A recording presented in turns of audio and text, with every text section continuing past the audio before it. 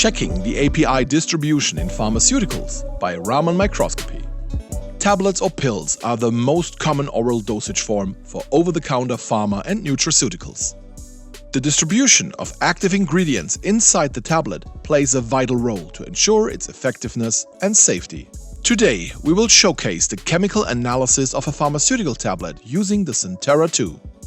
Raman microscopy is ideal when high spatial resolution is required or when physical properties such as crystallinity are relevant. For the sample preparation, you need double-sided adhesive tape, Bruker's validation plate, and the tablet itself, in our case, a simple painkiller tablet. The sample is fixed on the validation plate using the adhesive tape and placed in the Sentera 2. Step by step, you first go through visual inspection and the creation of an overview image for reference. After that, the software guides us through the region of interest selection and the definition of the experimental Raman parameters.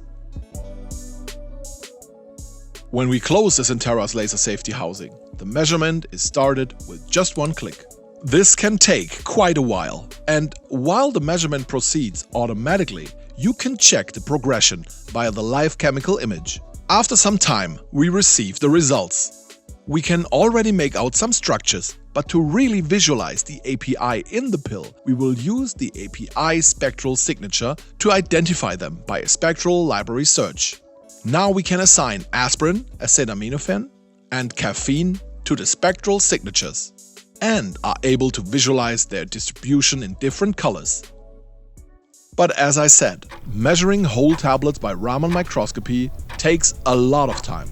Applying IR laser imaging is significantly faster. Instead of hours, IR lasers can assess whole tablets in 10 minutes. If you want to learn more about this, click here. Thank you for watching and see you in the next one.